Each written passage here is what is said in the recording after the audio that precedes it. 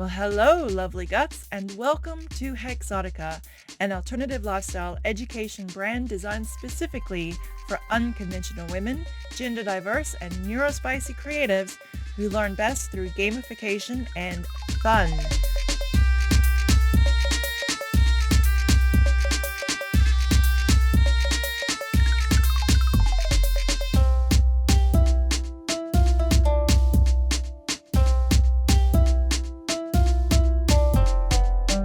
Creative misfits can create their place in this world instead of wasting their time or creative energy trying to find it. It's about creating time freedom, location freedom, and most importantly, financial freedom. It's where subcultural weirdness and neurodivergence can become a superpowered foundation for lucrative side hustles and self-employment.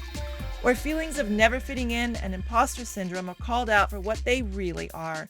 Pressures to conform to neurotic, never-ending capitalistic, unsustainable material pursuits and patriarchal conformity to normative values.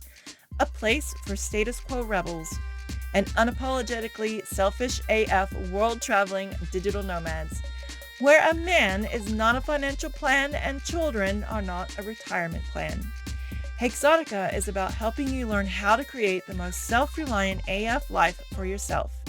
A life where you are the founder, owner, creator, driver, visionary, and leader of your own life, and being that to inspire others just like you.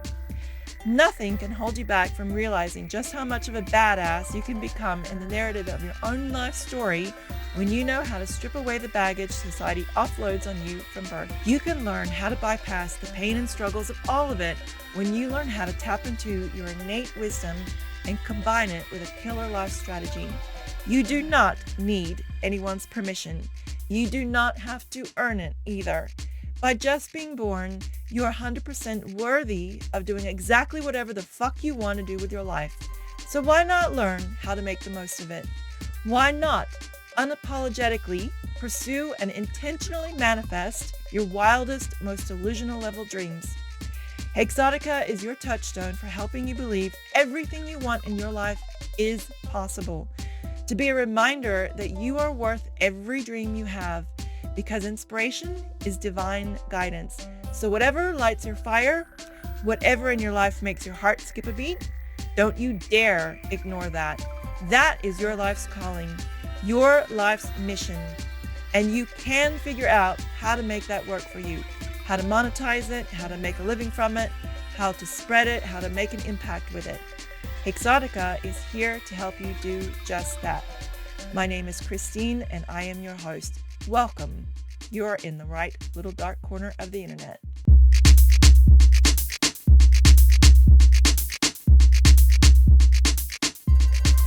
So I want to welcome you to the very first episode of Hexotica. Because I don't know about you, but when I get hooked on a podcast, I love going back to the very first episode and learning about where did this person get started, where did they come from, what was their story before they actually went to air and started recording this thing. So this little gem is for you if you're that kind of person, like I am, who goes back and listens to the first episodes with lots of questions. So my name is Christine Rice, and I have been a social media manager for the last 9 years at the time of recording this first episode. Before I was a social media manager, I ran my own handmade Gothic burlesque accessories business, everything handmade and sold with eBay, Etsy, and Shopify shops online. And before that, I was an English as a second language teacher. I was a waitress. I was a bartender. I was everything you can name it. I had a lot of different jobs. And I was basically a digital nomad for a few years, traveling around after having lived in Japan for a few years. So you can learn more about me on my blog, hexotica.com.au. Or you can go to my education website, hexotica.online, to see about the educational programs that I teach to help creative and unconventional women create self-reliant AF lifestyles. But in this episode, I want to talk about just why I started a podcast, where I'm at the moment, and what I really would love to make this podcast be all about for you. So And every time that we have come across real hard struggles in our life, say we've lost a job or we've gone through breakups or we've had a difficult grieving period, maybe we've lost a friend, these are the times when we start to reach out to spirit and to mentors and to people who can help guide us through. And in every time that I've had these experiences in my life, it's always been some amazing person who had the courage to show up on a YouTube channel or on a podcast and just share their life story and what they have done and how they've overachieved difficult struggles. So that's why I'm doing this. Because if you're that person, I want to be who they were for me in those times. I want to be your inspiration, your touchstone that you can come to and you can learn that you are not alone in these struggles. You're not alone in carrying feelings of shame or of inadequacy or that you don't belong doing what you're doing, that there are lots of other people who struggle, and that because someone else made it through and was able to do something, you can as well. You can reach your goals. You can reach your dream. And this is the testament to my dreams and goals shared with you.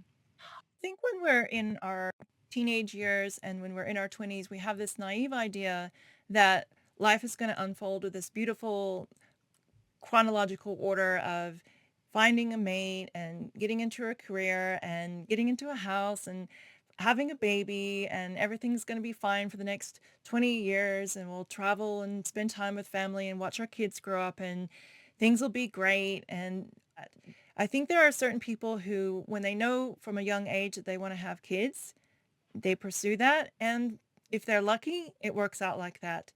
But the reality for a lot of people is that either it doesn't work out like that or it's never what they wanted in the first place.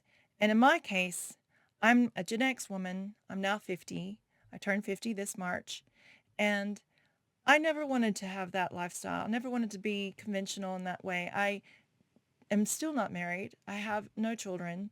I have 2 dogs and a partner of 9 years, so I'm quite happy with them, and they are my family. But I chose a very unconventional life. So I want to inspire the people who also have chosen that life. And if you are an unconventional woman or a gender diverse or neurospicy person, you already know what I mean when I say there are sometimes these pressure cookers of needing to fit in, of needing to do things by a certain timeline that are very difficult to get over when we're growing up. They're very difficult to kind of forget that we don't have to be like that. And I was very lucky in high school because I started to figure out that I was a bit different. I only found out just a few years ago, thanks to a cousin reaching out, that it's most likely because I have ADHD. But in high school, I knew I was a bit different. I was a bit of a misfit, and I was a big, big book reader. And I was lucky enough to come across a book called Self-Reliance by a transcendentalist writer, an American writer, Ralph Waldo Emerson. Now, the Transcendentalists in the US were a group of writers who were focused on inner spirituality. They were focused on a kind of transcendent style of being that wasn't necessarily like exactly what the Puritan Christianity at the time offered. Because for them, like for me in high school, they started seeing Christianity as just this huge platter of answers, a pre-scripted kind of this is what life is about, and you don't have any, all your questions are answered by Christianity. But we're full of questions, and Christianity couldn't answer a lot of those things, and they figured out that a lot of those answers are from within. So let me just tell you a little bit about Self-Reliance because it was truly the mic drop of literary books for me in high school. It was a very bold philosophical book at the time that encouraged independent thinking, and it encouraged self-trust. It encouraged you to stop conforming to society's expectations. One of the things that he said a lot was that our intuition is sacred. What we feel deep inside is more powerful than anything else that comes from outside of us. That all of our inner knowledge is all that we need. Our own compass is all that we need to really navigate our life, navigate ourselves through our lives and find strength, intelligence, wisdom, knowledge. Everything comes from within. And he said in particular, and this really appealed to me, I was a goth from the time I was born. I didn't even know it. I wasn't truly goth until 25, but listen to this. He said that imitation is soul death, that trying to be like others dilutes our power and disconnects us from our inner purpose, and that consistency is overrated. He said, don't be afraid to contradict yourself or to evolve. We try to hold on to a foolish consistency. He said, a foolish consistency is the hobgoblin of little minds. So what he meant by consistency is kind of like that mediocrity, that fitting in, that normalcy, right? And he also said that greatness is misunderstood. Anyone who ever did something extraordinary, think rebels, visionaries, weirdos, was always seen as a threat or a weirdo to start off. That really appealed to me, and it's no wonder that that book has always been in the back of my mind. So when I talk about self-reliance, I'm not talking about fuck everyone, I can do everything myself kind of self-reliance. I'm talking about the self-reliance in the old school transcendentalist and Ralph Waldo Emerson's self-reliance. This is a self-reliance where we find our innate wisdom and we learn to trust it, not by simply ignoring everything on the outside, but by looking at what we have and being super grateful for it. It's a self-reliance that is based in gratitude for everything that surrounds us and for our support, for the people and for all the people that have fought for the rights that we have, the comforts that we have, all of those things. It's not a self-reliance that is like the fuck off, I can do this myself self-reliance. So I need to be really clear on that. We're talking old school Emerson transcendental self-reliance when I mention self-reliance. And it's what we need again and again at various points in our life, because there is no linear cruise with life. I have had friends who were married for several years trying for a baby when their husband wanted divorce. I have had friends who have not been able to pin down a career and have had to take on questionable or jobs out of desperation that they would not feel very good about because they needed it. Like I said, they hadn't figured things out. They had other maybe creative priorities that society doesn't pay very well. I have had friends who have been in their 40s who started having memories of past trauma and abuse that they had not had any inkling of in their 30s. I've had friends who have completely been knocked off their feet with grief. And I have had loved ones who have experienced the trauma of cancer and have been unable to share it with the world. And so we carry shame no matter what our age. We carry our shame no matter what our experience, no matter what our economic status is. You can be very well educated and very wealthy and still experience a lot of shame because you might be surrounded by people who are more economically wealthy or experienced than you. It's all relative. So that's what I want to talk about a lot on this podcast. And I want to share my personal journey from this point in my life as a 50-year-old who has just finished 9 years of self-employment as a freelance social media manager, who is now going all in on her own self-reliant AF business and helping other women do the same. All in on self-belief, all in on doing everything that I can to help other women, and through helping other women, helping myself get on the path that I know that I was meant to be on.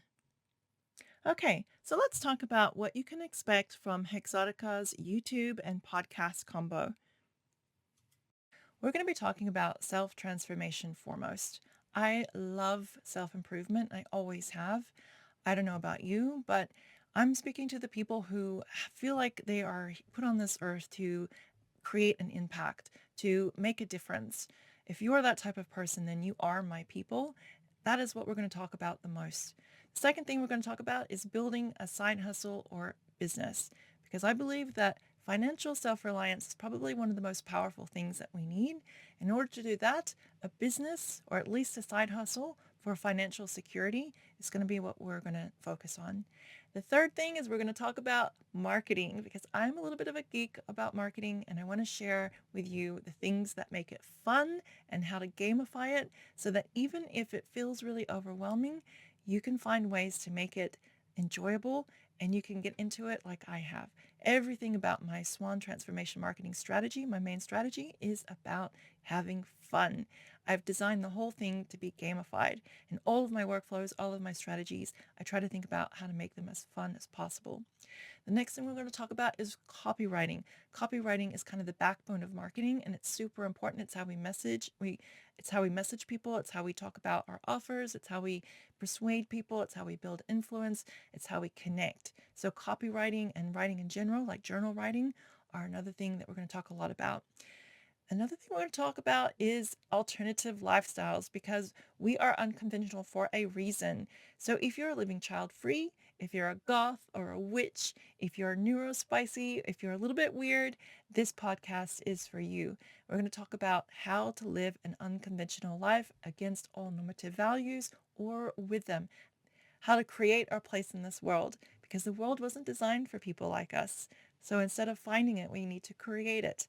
And that's why building a business or a subculture or a community or having our own little alternative lifestyle is a way to help us feel like we belong and to create a community for other people. Another thing that I'll be talking a lot about is the law of attraction and manifesting.